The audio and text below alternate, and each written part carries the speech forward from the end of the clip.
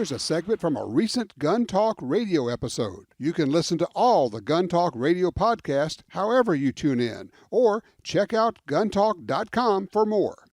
Tom Gresham, 866 Talk Gun, talk about the Kyle Rittenhouse trial and verdict. Not guilty on all counts. Self-defense. The media lied about so many things. Here's just a few of the things that the media lied about.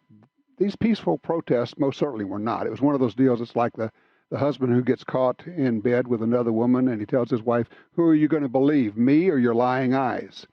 While they're telling us they are peaceful protests, we're looking at buildings burning.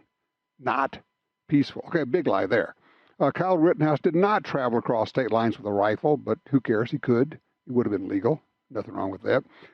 Rittenhouse did not hunt down anyone. He was running away at every point.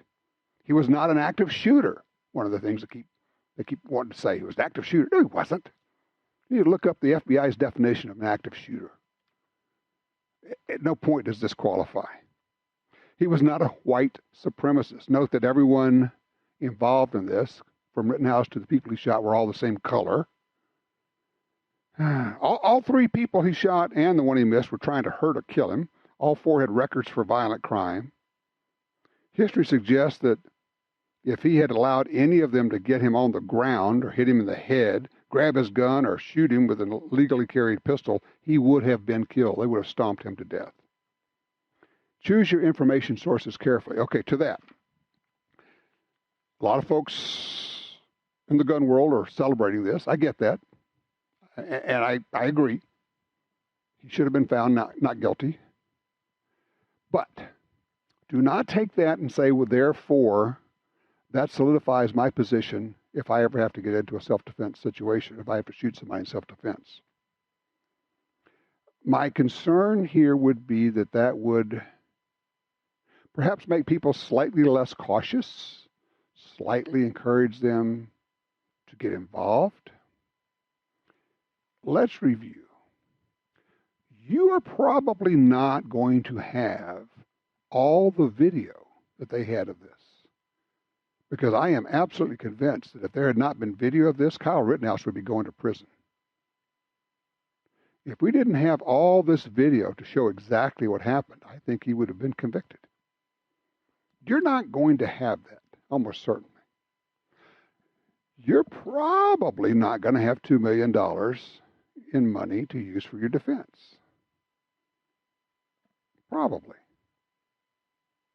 All that to say that you can do everything that you think is correct and still suffer major consequences. Well, for that matter, even though he was acquitted, Rittenhouse has massive PTSD.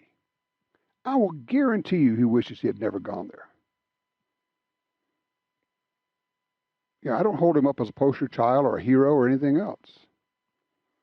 I think he probably exercised poor judgment in being there. Having said that, once you're there, you're still allowed to defend yourself. I loved it. One pundit I was reading said, well, once you bring a gun to an event, you give up all of your rights to self-defense. Well, that would mean that everybody carrying a gun concealed with a permit has no right to self-defense. That would mean that the 60 million adults who live in states that have permitless carry, constitutional carry, have no right to self-defense if they bring a gun. That would mean that if you have a gun in your home, you have no right to self-defense. It's ludicrous. It's nonsense. There's I don't know if you'd call it projection or what it is from the left, from the gun ban crowd. But I've said this for many, many years.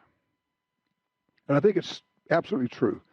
And that is the fact that we take care of ourselves, that we carry guns,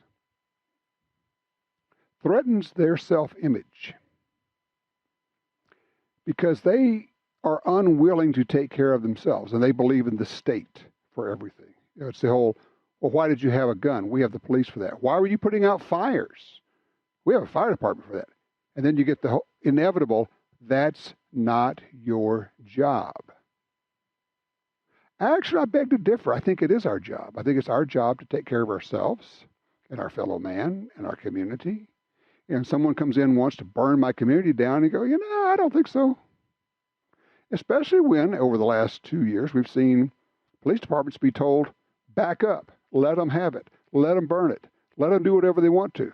Now there's no police protection. Oh yeah, there's also no fire protection in there. And more people are saying, no, you're not going to do that to my town. Good? Bad? I don't know, but I sure understand it. But back to the idea that the gun ban folks, they are threatened by this because they look at themselves and realize they are unwilling or incapable of protecting themselves. They find themselves lacking, but they can only see that relative to us. If we are prepared and willing to take care of ourselves and our families, then they look bad in comparison.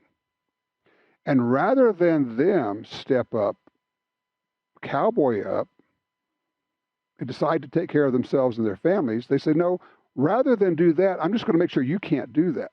Then we're all on the same level. You'll be the same as me. You'll be weak. You'll be unwilling. You will be irresponsible. You won't take care of your family. You will be willing to let things happen to them.